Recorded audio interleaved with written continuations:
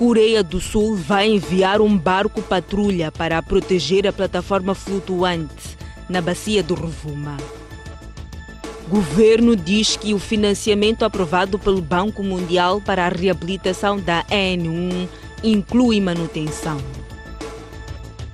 CAF dá 20 dias para a FMF concluir as obras em atraso da arena que vai acolher o Campeonato Africano de Futebol de Praia em Vilanculo.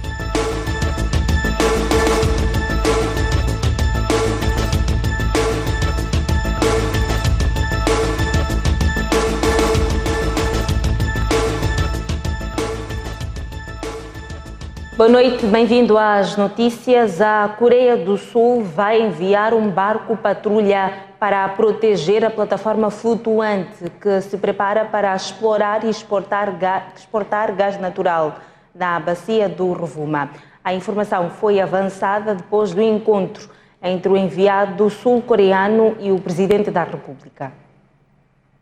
Os ataques terroristas nunca tinham sido classificados como uma ameaça ao projeto de exploração de gás natural através de uma plataforma flutuante instalada no alto mar, na bacia do Rovuma, em Cabo Delgado. Entretanto, esta semana, depois de um encontro com o presidente da República no Quênia, a Coreia do Sul avançou através do seu enviado especial que vai ser alocada uma embarcação para proteger o investimento. Um barco de patrulha para proteger este empreendimento e essa plataforma.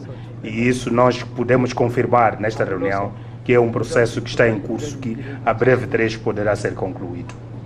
Não posso dar especificações sobre a data em que este meio há de chegar a Moçambique, mas posso garantir que estamos a trabalhar arduamente no projeto e para a sua conclusão. A Coreia do Sul, país onde foi construída a plataforma flutuante, lembra que a materialização do projeto de exploração de gás natural vai reforçar a cooperação entre os dois países. Agradeci Sua Excelência, o Presidente da República, pela visita que fez à Coreia em novembro do ano passado, onde foi feito o batismo da plataforma flutuante de gás natural, e essa foi uma oportunidade para aprofundar as relações de cooperação entre Moçambique e Coreia.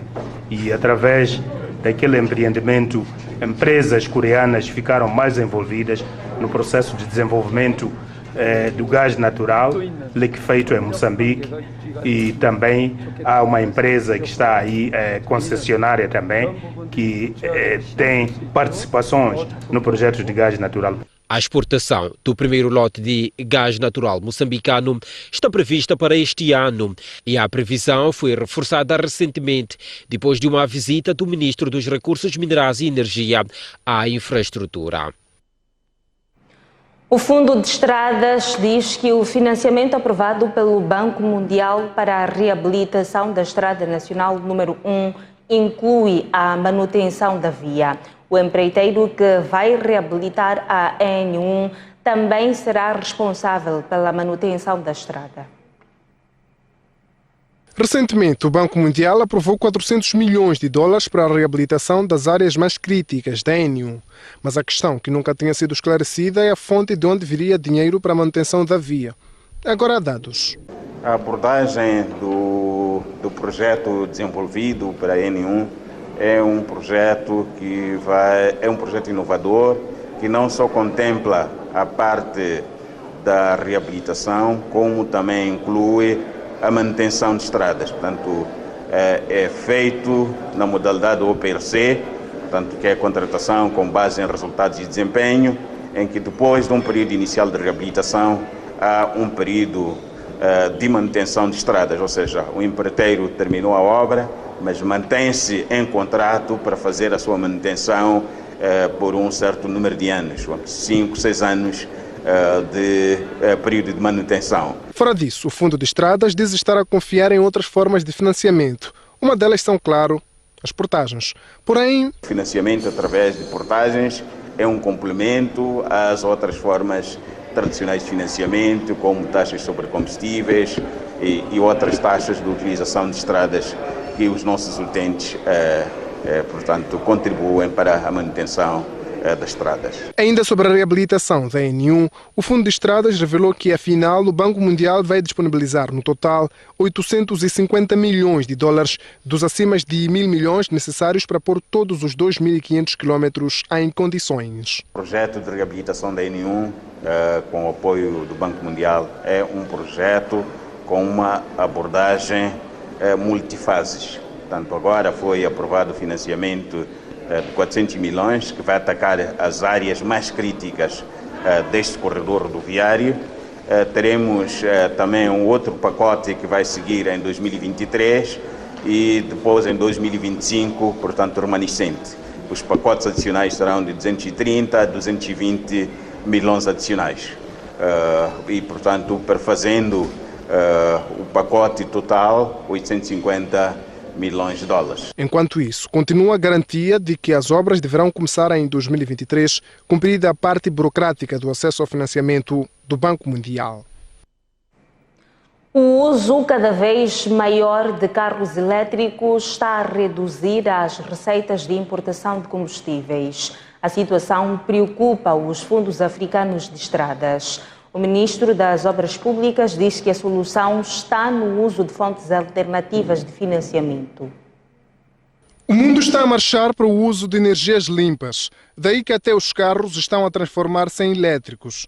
Isso é bom para o ambiente, mas não para os fundos de estradas, que têm nas taxas de importação dos combustíveis uma fonte de financiamento para a manutenção. Since fuel levy is steadily declining, so we will not rely on this revenue source, and I think we need to also understand that a number of road funds on the continent rely the majority of funding from fuel levy. O problema foi apresentado na abertura da reunião do Comitê Executivo da Associação dos Fundos de Manutenção de Estradas de África, que decorre em Maputo. No discurso de abertura, o ministro das Obras Públicas acrescentou que outro fator que afeta as receitas dos combustíveis é a redução das taxas determinada para mitigar os altos preços. A prevalecer esta situação, os fundos de estradas do continente africano são chamados a promover uma profunda reflexão sobre como orientar os escassos recursos disponíveis, respondendo à necessidade de garantir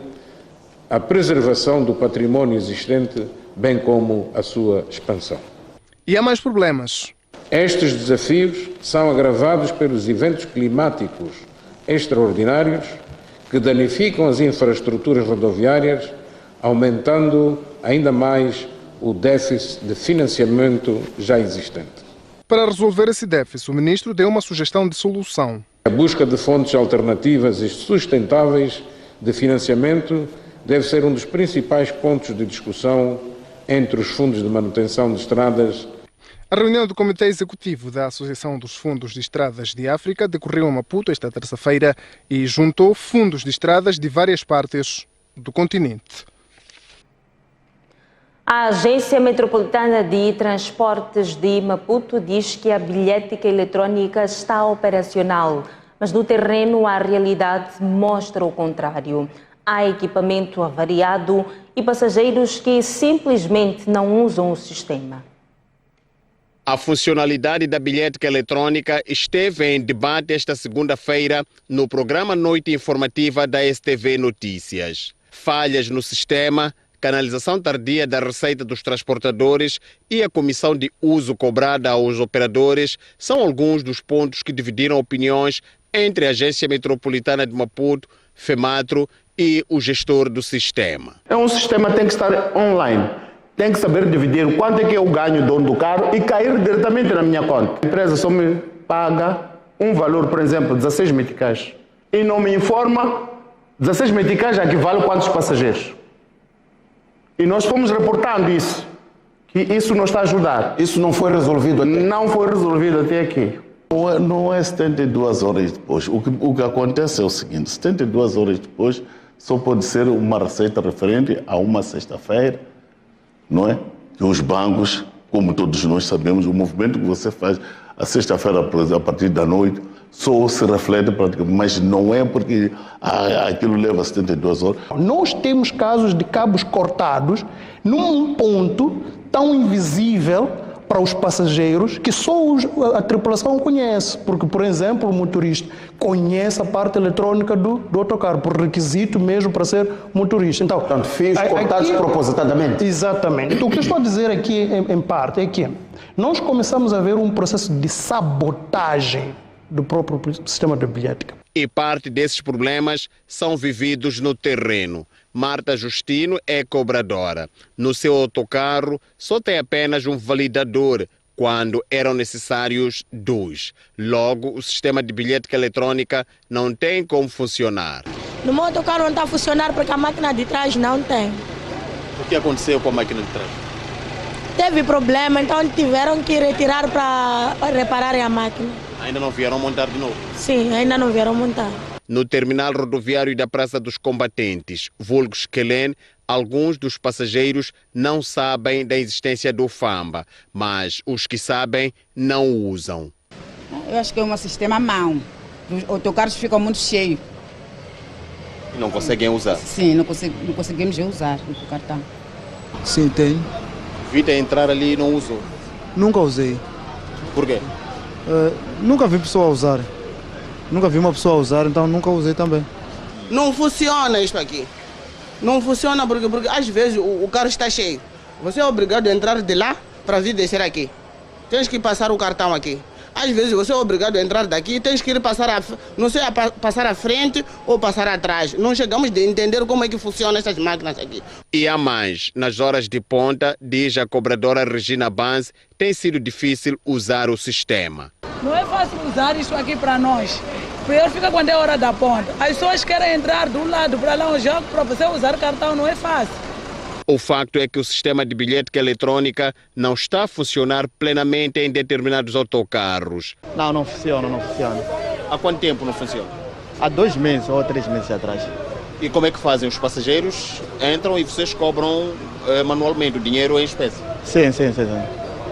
Apesar dos problemas, a Agência Metropolitana de Transporte de Maputo diz que a bilhética eletrônica é um caminho sem volta. Não vamos deitar fora esta bilhética, não vamos deitar fora esses transportadores, nem eles vão nos abandonar. Um dia você vai testemunhar a bilhética funcionar. Exatamente. Refere-se que a operacionalização da bilhética eletrônica é a condição para a canalização do subsídio ao passageiro. A China perdoou hoje uma dívida de Moçambique que deveria ter sido paga no ano passado. O empréstimo era de 456 milhões de meticais. Ainda hoje, a China doou 900 milhões de meticais para a implementação de projetos de desenvolvimento em Moçambique.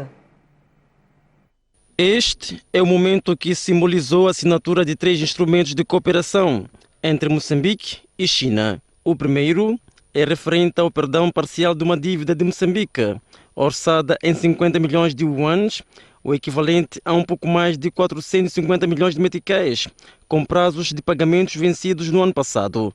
O segundo protocolo é de uma doação de 100 milhões de yuans, o equivalente a mais de 900 milhões de meticais, para projetos de desenvolvimento. Através do terceiro protocolo, a China doa 295 toneladas de trigo para suprir a crise atualmente existente.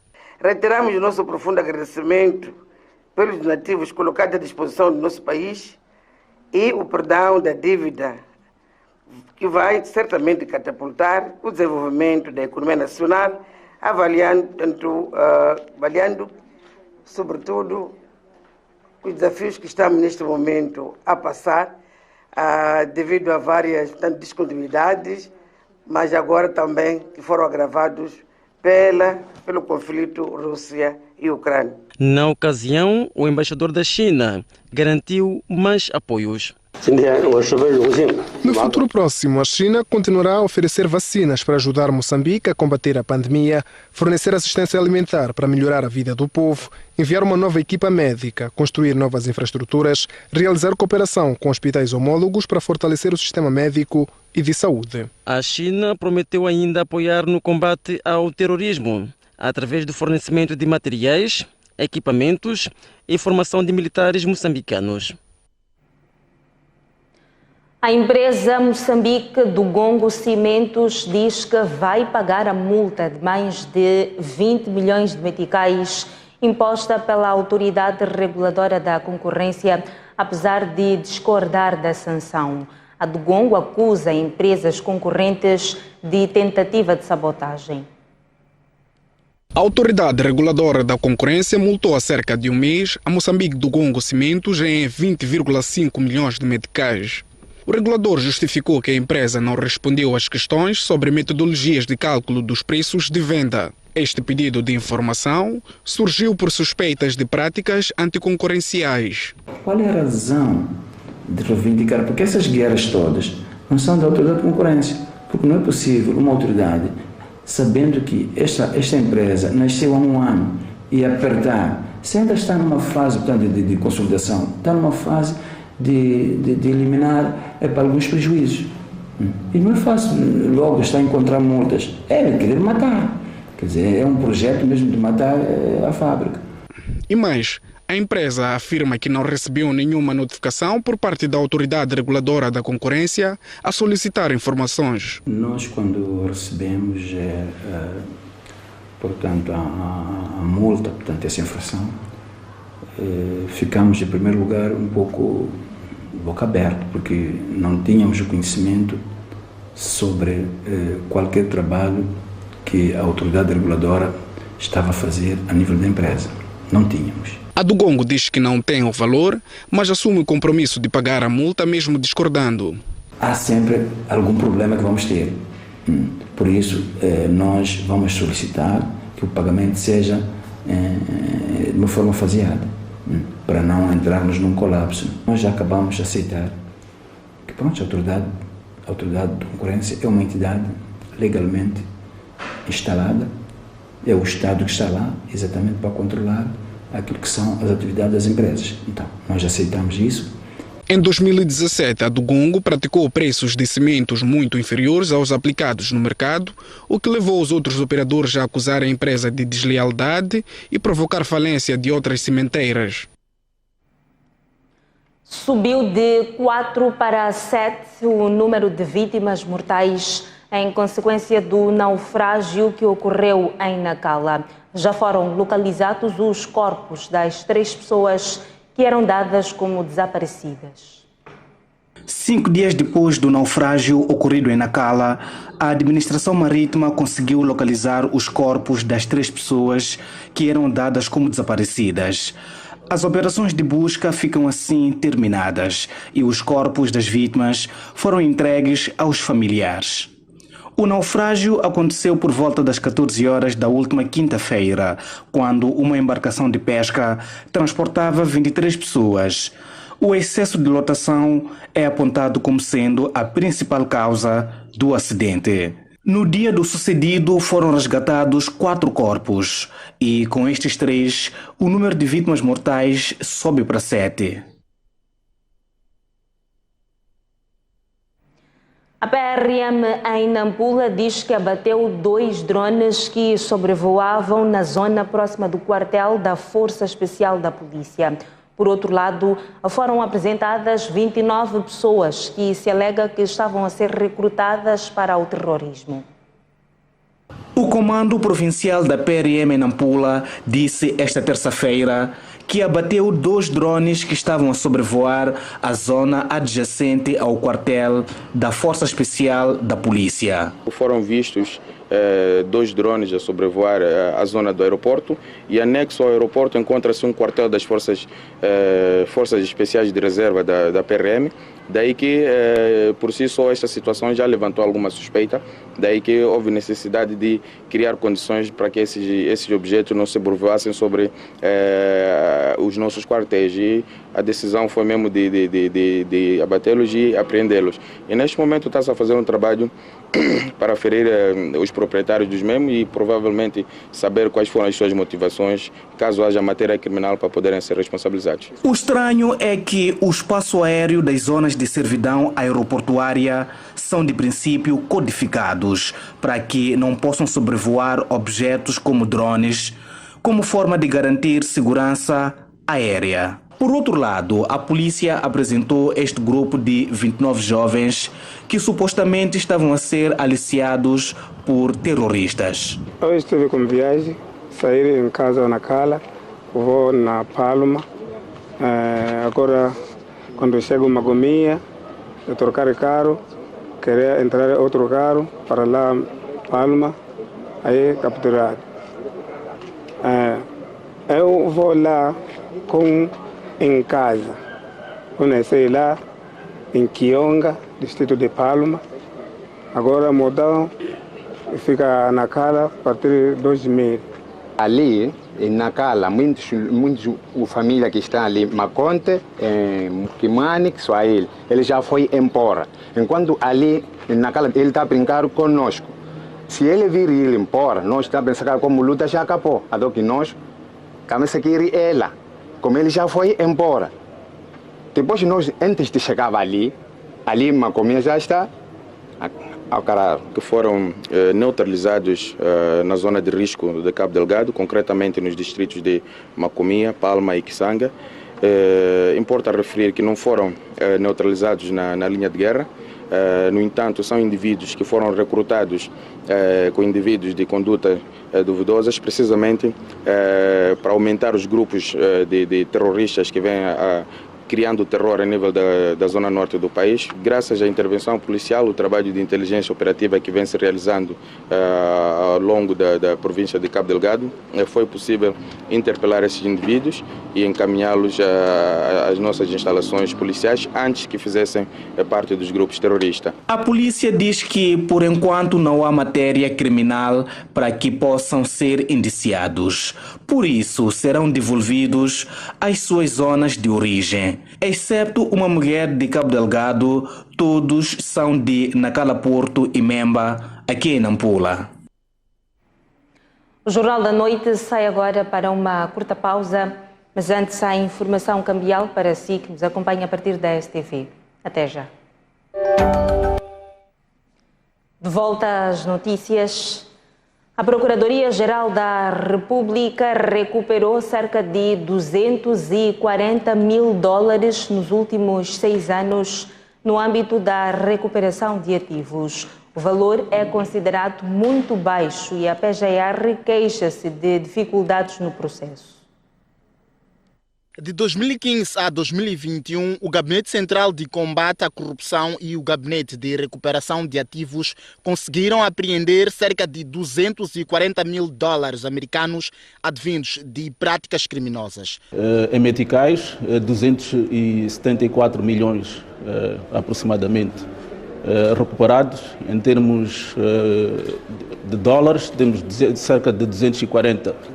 Em termos de imóveis, recuperamos cerca de 55 imóveis e imóveis, concretamente viaturas, foram cerca de 82 viaturas de modelos e marcas diversas. Apesar dos resultados alcançados nos últimos anos, ainda persistem desafios e um deles é o confisco de bens dos supostos criminosos antes da leitura da sentença. Bom, os desafios é nós pormos em prática a lei. A figura do confisco civil vem mesmo para cautelar aquilo que são os fins do processo penal. Tendo em conta que existem meios para a recuperação de ativos no âmbito criminal e que implicam que estejam provados os elementos constitutivos de crime e haver uma condenação. Esta figura do confisco civil, confiscando os bens muito antes de haver a condenação no processo penal. Foi para a criação de estratégias para a aplicação de leis que permitam a recuperação de bens conseguidos de forma ilícita que as duas instituições realizaram nesta quarta-feira um seminário sobre a recuperação de ativos. O antigo ministro da Educação, Jorge Ferão, diz que a sociedade deve envolver-se na busca de soluções para a crise de qualidade de educação em Moçambique. A Jorge Ferão diz que não cabe somente ao governo encontrar saídas. Segundo estudos da sociedade civil, em Moçambique, 6 em cada 10 alunos com até 10 anos de idade não sabem ler nem contar. Para o antigo ministro da Educação, Jorge Ferrão, estes e outros desafios ultrapassam o Ministério da Educação, por isso exige-se a intervenção de todos. Será vermos por regiões como encontramos solução global, com a participação dos pais, com a participação da sociedade, com a participação das comunidades e das confissões religiosas, com inclusivamente, e porque não coloquem também os próprios partidos a ajudar na tarefa da educação. Ferrão avança ainda que a fraca qualidade no ensino médio afeta o desempenho no ensino superior. Nós olhamos para o ensino superior, por vezes, como a salvação de todo um processo que se arrastou de forma errada e que se vai resolver no ensino superior. E que valeria a estarmos a construir uma casa começando pelo teto e depois iríamos fazer as paredes e finalmente as fundações. Jamais essa casa teria sustentabilidade. A sociedade civil, que também participou do diálogo, defende a existência de políticas claras e direcionadas aos reais desafios do setor da educação. Este sistema precisa desde já olhar para questões específicas, os fazedores da educação, sobretudo os professores, o currículo que precisa de ser reformado e adequado às crianças. A qualidade do professor também foi colocada em causa, mas o representante dos professores rebate. Durante 45 minutos prestamos 60 audiências, que são 60 alunos que estão lá na sala. E cada aluno deve captar a informação no mesmo minuto ou no mesmo segundo. Os intervenientes falavam esta terça-feira no diálogo de políticas para a promoção de literacia e numeracia, que contou com a presença de diversos intervenientes na educação em Moçambique. O primeiro-ministro diz que o Banco de Moçambique deve acelerar a digitalização dos serviços financeiros e reduzir o risco de ataques cibernéticos. Adriano Maliana fez hoje as declarações no empossamento de Maria Majimeja, nova administradora do Banco Central. Juro por minha honra. Maria Majimeja é a nova administradora do Banco de Moçambique, em substituição de Felisberto Navalha. A nova membro do Conselho de Administração do Banco Regulador do Sistema Financeiro desempenhou nos últimos 30 anos diferentes funções dentro da instituição e a sua experiência contribuiu para a nomeação.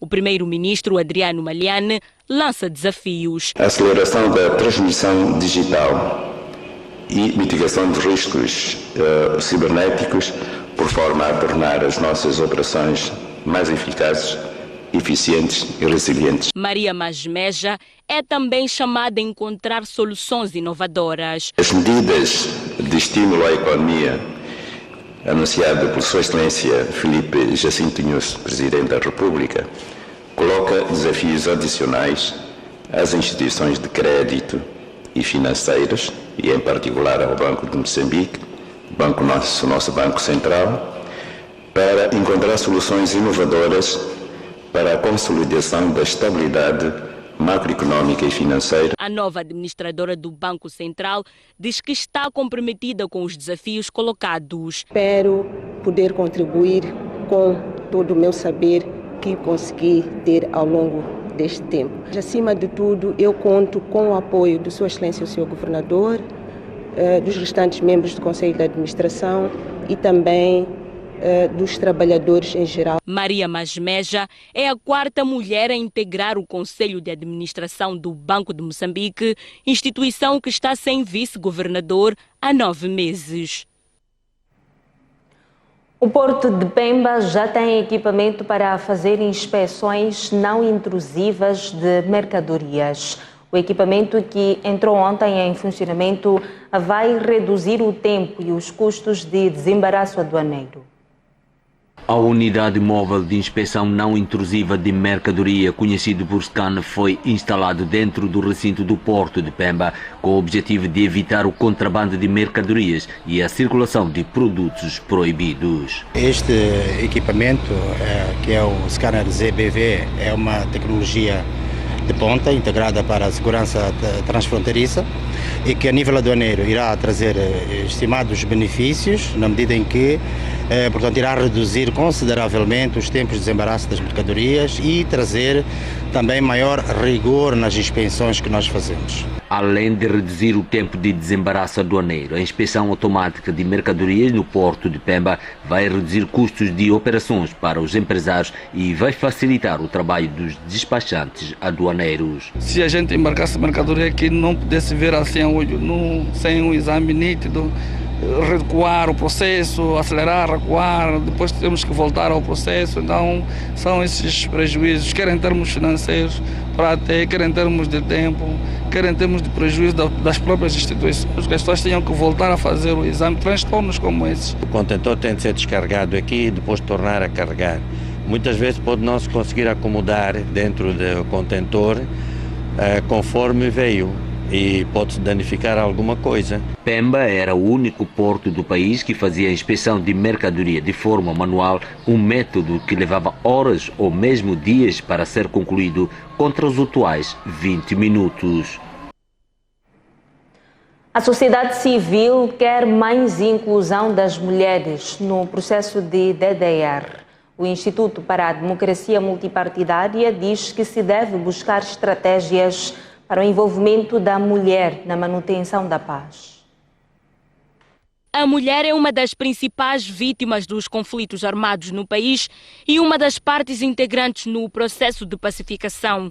Ainda assim, a sociedade civil diz que persistem os desafios que provocam a exclusão do grupo social no processo de desmilitarização, desmobilização e reintegração dos antigos guerrilheiros da Renamo em curso desde 2019. Existem inúmeros obstáculos que contribuem para a fraca presença das mulheres nesses processos, que começam desde os fatores socioculturais, históricos e até políticos. Chamar a atenção para a necessidade de desenho de ações robustas com vista a melhorar quantitativa e qualitativamente a participação das mulheres no processo. A preocupação foi levantada esta terça-feira em Sofala durante a abertura da Conferência das Mulheres sobre Paz e Segurança. Só naquela província, o processo de DDR vai abranger cerca de 1.300 beneficiários e a Secretaria de Estado defende a busca de experiências que permitam maior participação das mulheres. Para quem vê os rostos deste grupo-alvo, parece que é maioritariamente constituído por homens. Mas estar lá, na Serra de Gorongosa, por exemplo, em Fundúcia, nestes locais todos, a testemunhar este longo percurso de desarmamento e discutir sobre o processo de reintegração, saber sobre o processo da desmobilização, têm sido experiências que vale a pena serem trazidas aqui para que se possa apoiar no processo. O processo de DDR vai abranger cerca de 5.000 antigos guerrilheiros da Renamo nas províncias de Sofala e Inhambane, Tete, Niassa e Nampula, à luz do Acordo de Paz e Reconciliação Nacional. 4 indivíduos estão detidos na província de Tete, suspeitos de assassinar mototaxistas e de apoderar-se dos bens. Prestar serviços de mototáxis na província de Tete está a tornar-se uma atividade de risco devido ao recrudescimento de assaltos e assassinato de mototaxistas. Estes 4 indivíduos, agora a contas com a polícia, são suspeitos de assassinar 5 mototaxistas e apoderar-se dos bens das vítimas. Fazendo-se passar por clientes, solicitavam os serviços de mototáxis. Durante o percurso, com recurso a instrumentos contundentes, os 4 suspeitos torturavam barbaramente suas vítimas até a morte e apoderavam-se das motorizadas. Os indiciados confessam o homicídio durante o assalto. Eu subia numa outra moto, chegar naquele lugar, ele para, depois vem passa dali, vai para a frente.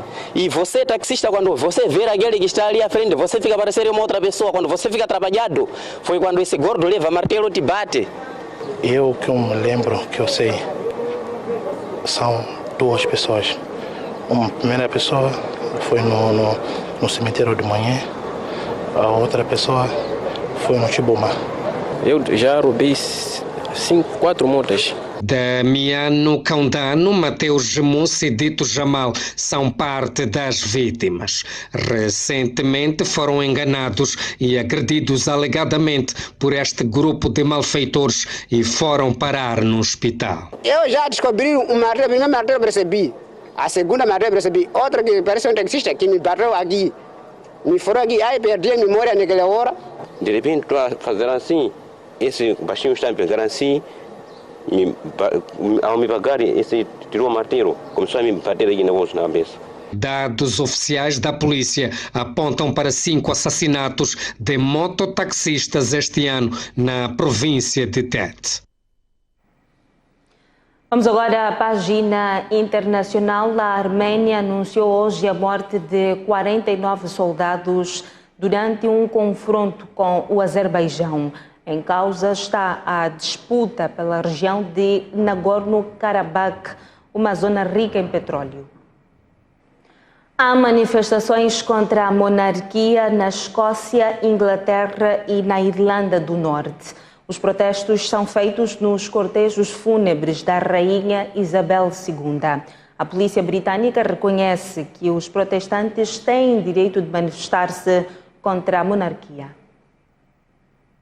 Nem em todos os lugares das 4 nações do Reino Unido que o rei Carlos III tem sido aguardado ou recebido com agrado por todas as pessoas. É o caso deste homem que levantou um cartaz com palavras anti-monarquia, aproximou-se dos portões e foi escoltado pelos agentes da polícia, o que está a gerar críticas à corporação, que depois reagiu em comunicado citado pela imprensa internacional. O público tem o direito absoluto de protestar.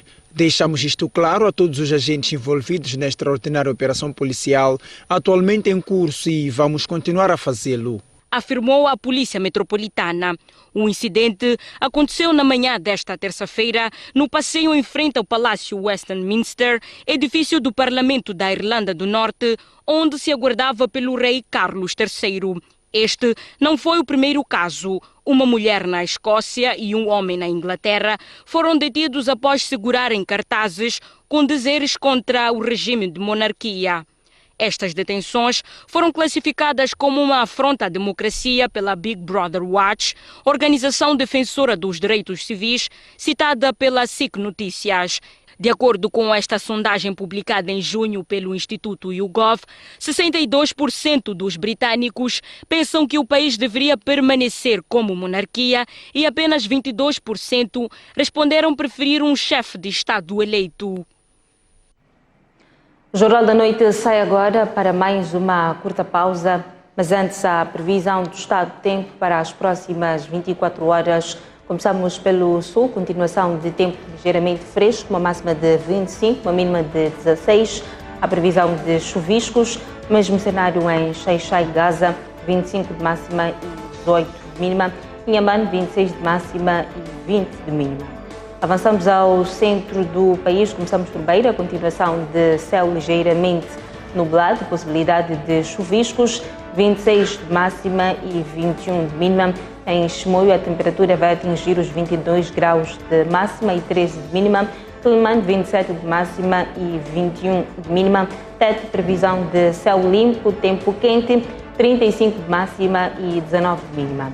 Seguimos ao norte do país, começamos por Nampula, província com o mesmo nome, continuação de céu limpo, 29 de máxima e 16 de mínima. Lixinga, 20 de máxima e 8 de mínima. Em Pemba, previsão de chuviscos, 29 de máxima e 21 de mínima. Até já.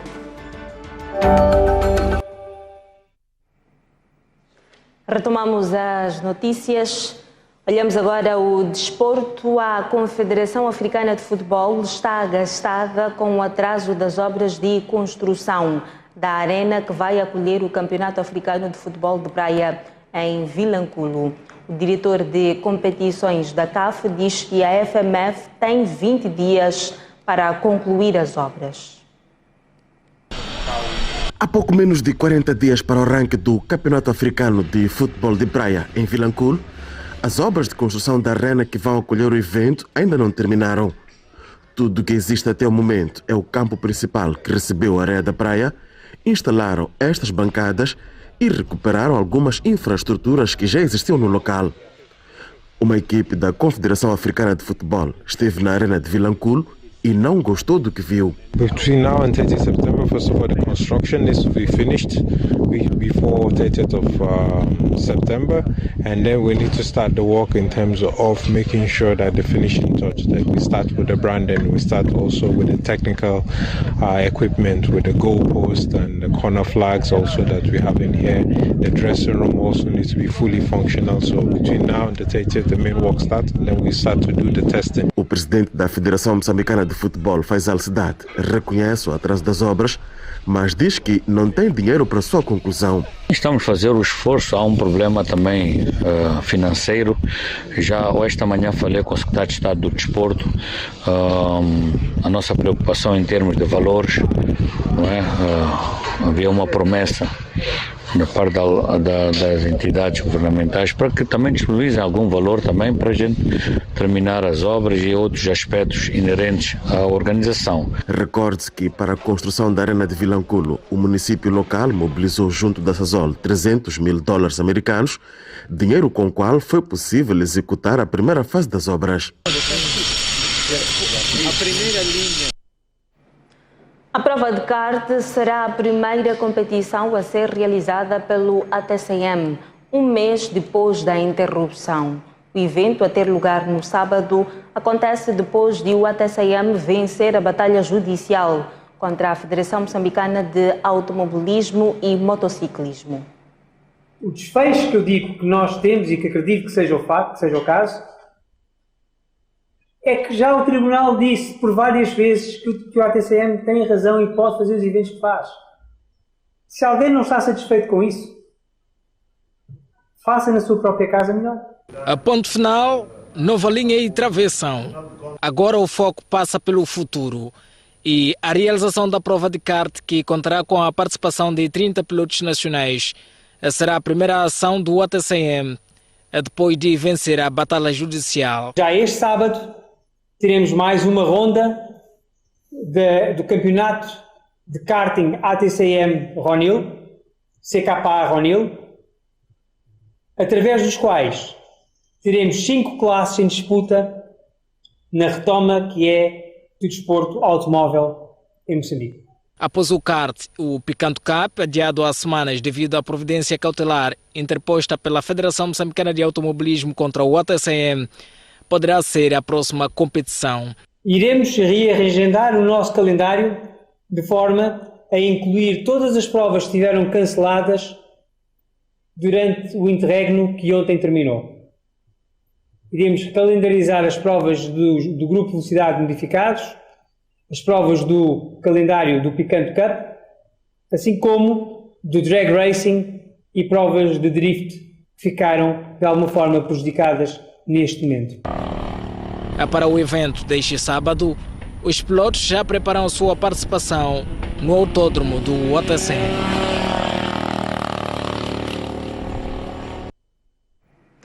Olhamos agora a página cultural. Arrancou em Maputo a terceira edição do Festival Gala Gala. O início do evento, que junta 9 centros culturais, aconteceu com a inauguração da exposição A Dança das Sombras de Bucheca. A apresentação da individual de pintura foi feita por Nelson Saúde. A Biblioteca do Camões, Centro Cultural Português, foi o local escolhido pelos 9 centros culturais de Maputo para inaugurar a terceira edição do Festival Gala Gala, iniciativa que conta com o apoio da União Europeia. A cultura é, para a União Europeia, chave para o cimento social, o que une as pessoas. Além de unir as pessoas, a Mostra das Artes Gala Gala irá permitir autores expressarem-se de múltiplas formas. 150 artistas vão mostrar o seu trabalho em diferentes modalidades artísticas. Já para o Ministério da Cultura e Turismo, o Festival Gala Gala é uma iniciativa preponderante porque oferecem mais espaços para que os nossos artistas possam expressar e apresentar suas ideias. No primeiro dia do festival foi inaugurada a exposição de pintura de Bucheca, apresentada por Nelson Saúde. O Bucheca é indubitavelmente um dos grandes talentos da nova geração de pintores moçambicanos. A Dança das Sombras é uma individual de pintura que traduz vários episódios experienciados por Bucheca. Essa exposição toda que estamos a ver aqui, isto é baseado numa história real. A terceira edição do Festival Gala Gala realiza-se entre 12 e 18 de setembro corrente. Logo a seguir ao Jornal da Noite, a STV Notícias leva até si o debate no Noite Informativa. Vamos a seguir ao encontro de Boaventura Mocipo para conhecermos os destaques do programa de hoje. Mocipo, boa noite. Boa noite, Isaura. Boa noite aos nossos telespectadores. Somos pobres. Moçambique é o 7º país menos desenvolvido do mundo, o que equivale a dizer que somos o 7º país mais pobre do mundo. Somos um país com educação e saúde precárias. Moçambique é um dos países onde as pessoas ficam menos tempo na escola e onde moram mais cedo. A esperança de vida é baixa. Numa lista de 192 países, Moçambique está no lugar 185.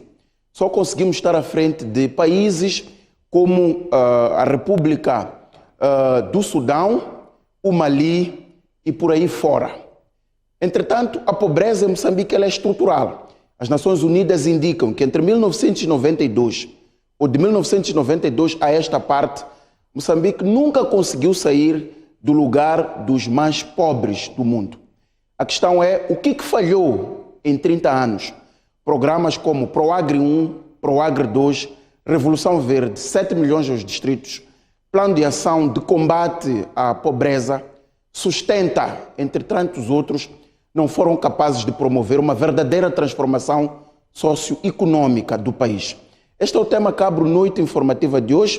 Vamos trazer duas tendências sobre o mesmo tema, nomeadamente Job, Fazenda e Alfredo Magomisso. Vamos discutir o que falhou em 30 anos e vamos associar esta reflexão a um estudo do Banco Mundial que indica que o modelo de desenvolvimento em Moçambique está esgotado. Portanto, há crescimento econômico, mas ele não é suficiente para alimentar a população que cresce em milhões a cada ano que passa. Não perca a análise que vamos fazer aqui no Noite Informativa sobre o Índice de Desenvolvimento Humano. Vamos também olhar para a Frelimo. Este fim de semana foi quente dentro do Partido Frelimo, digamos assim, a eleição para o Comitê Provincial, para os comitês provinciais, para a apetecível função do Comitê Central e também os delegados do Congresso que se realiza entre 23 a 28 de setembro corrente. Foi um momento de prova, de teste, de confiança junto das bases. Alguns nomes sonantes passaram para trás. São eles os casos de Carlos Mussanhana, Francisco Madjoia, Antônio Niquisse, Agostinho Vuma. Mas há novos nomes que entram, nomes fortes, como Antônio Amatai, que depois de vários anos volta ao Comitê Central do Partido Frelimo. O Partido Frelimo reúne o seu Comitê Central extraordinário esta quinta-feira para fazer o alinhamento do Congresso previsto para entre 23 a 28 de setembro. Vamos aqui no Noite Informativa fazer uma antevisão sobre este Comitê Central Extraordinário e vamos olhar para aquilo a que chamamos a dança de cadeiras nos órgãos decisivos deste partido. Vai nos sobrar tempo para também viajarmos a Nampula e fazermos um ponto de situação sobre o terrorismo. Vamos entrar em direto com Gafur Manana. Ele esteve em Herati, Memba e Nacala, portanto, distritos alvos dos ataques, e vai nos explicar como é que as pessoas estão a viver neste momento. Vai também falar do número de deslocados criados na sequência da evolução do conflito de Cabo Delgado, Niassa, para a província de Nampula.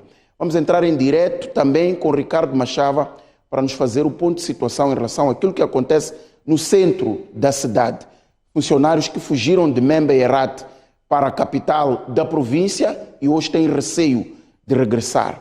As notícias da polícia de que neutralizou drones, não se sabe a quem pertencem, no centro da cidade de Nampula. Portanto, vamos viajar a esta província, hoje alvo do terrorismo, para fazermos um ponto de situação. É este o menu para a noite informativa de hoje, caro telespectador. Assista-nos já a seguir na STV Notícias. Até já.